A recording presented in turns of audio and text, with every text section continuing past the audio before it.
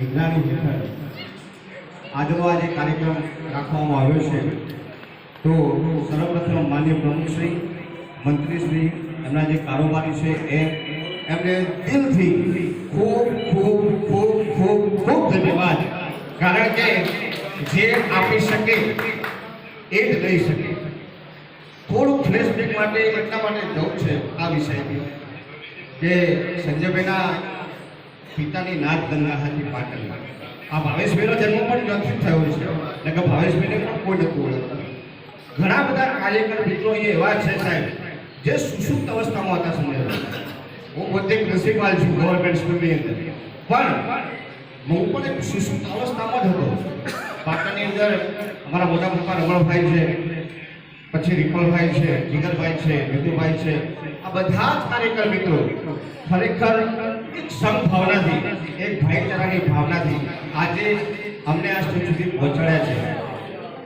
સંજયભાઈનો એક નાનકડો પરિચય એટલા માટે આપવાનો કહું છું કે એમના પર્સનલ કાર્યક્રમની અંદર પણ જે મિત્રોએ એ કાર્યક્રમની અંદર ભાગ લીધો હતો અથવા તો એમને ખૂબ પછીનો એક કર્યો હતો એ મિત્રોનું પણ સંજયભાઈએ ફૂલને તો ફૂલની પાંખડી દીધી, એમને સન્માન કર્યું હતું. જોરદાર તાળીઓ ફરીથી આજે એ વધીને આપણે આપણી જગ્યા કે સાહેબે કીધું કે એન્જિનની વાત કરી સાચા હોય આજે ધારો તો એ સ્ટેજ બેસી શકો, મંત્રીગણ પણ બેસી શકો, કારોબારી પણ બેસી શકો, પણ એમણે એવા માણસોને બેસાડ્યા કે જેમણે ખરેખર આ કાર્યક્રમને પૂર્ણતા સુધી એક સફળતા બનાવ્યું છે.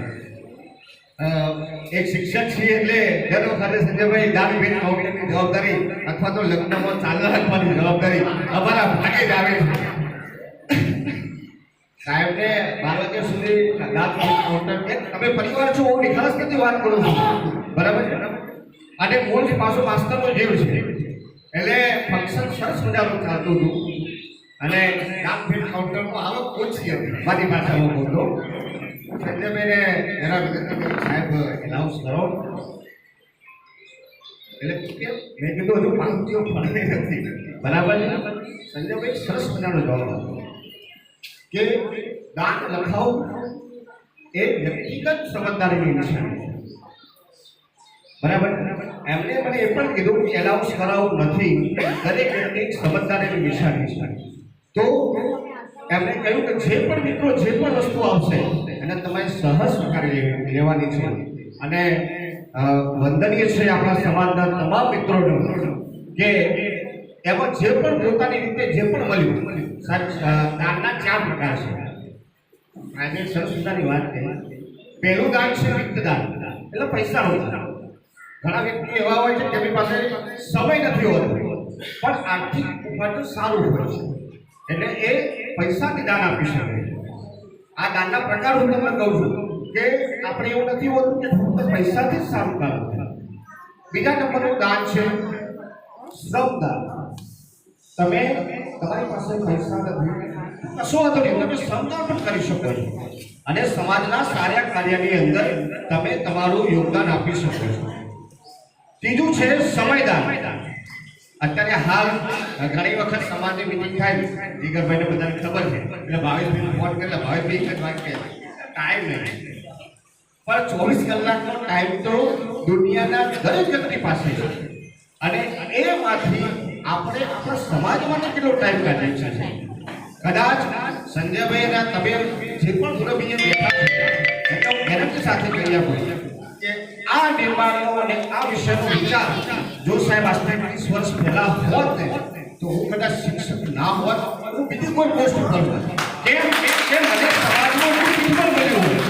પણ મારું જે બેકગ્રાઉન્ડ હતું, મારા પિતાએ કે મારા માતા પિતાએ મને જે પણ પ્રકારે પહોંચાડ્યો છે એને બાદ કરતા સમાજનું સાહેબ જો મને પ્રિન્સિપલ મળ્યું હોત તો મારા જેવા ઘણા બધા ભાવેશ આજે પણ છે આપણા સમાજમાં કે જે ખરેખર પહોંચવા માંગે છે પરંતુ એને પ્લેટફોર્મ નથી.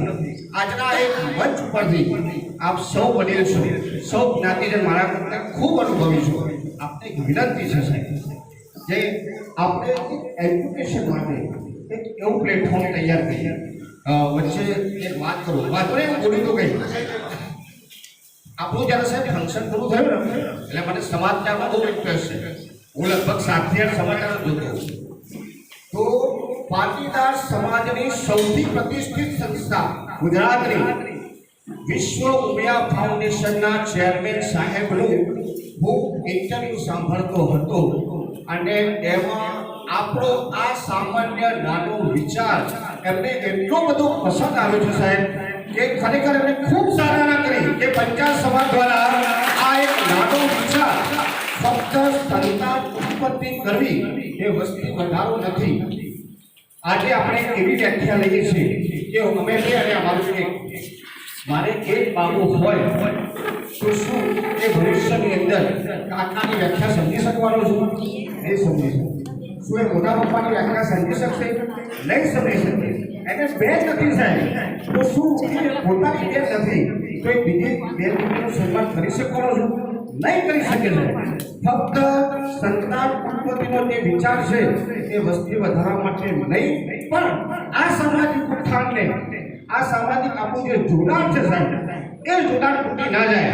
આજે હું અમે બે ભાઈઓ છીએ તો હું મારા છોકરાને સમજાવી શકું છું કે આ મારા તારા મોટા પપ્પા આ તારી ફઈ થાય આ તારી માસી થાય.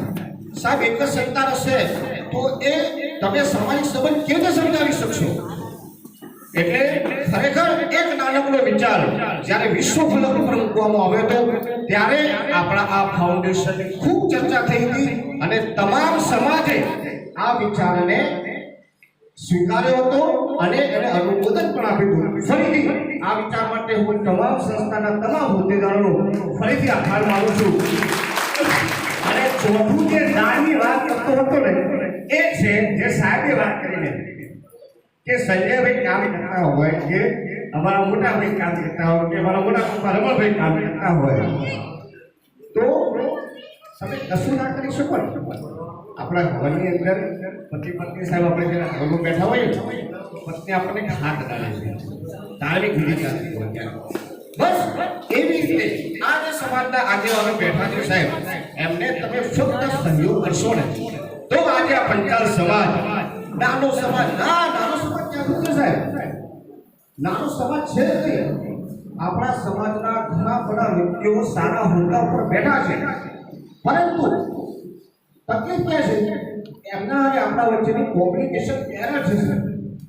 એ કેમ કોમ્યુનિકેશન એરર તૂટી જાય તો જ્યારે સમાજનું શિક્ષણ ભેગું થશે ત્યારે આ સામાજિક ઉત્થાનની જે આપણે જે બીજું ઝડપ્યું છે સાહેબ એ ખરા અર્થમાં એ આપણે ત્યાં સુધી પહોંચાડી દઈશું. અમારા જેવા નાના કાર્યકર્તાઓને આપણે અહીંયા બોલાવ્યા અને સન્માન કર્યું. ખરેખર તમારો બધાનો ફરીથી દિલથી આભાર માનું છું. ધન્યવાદ. જય જય ગરીબ.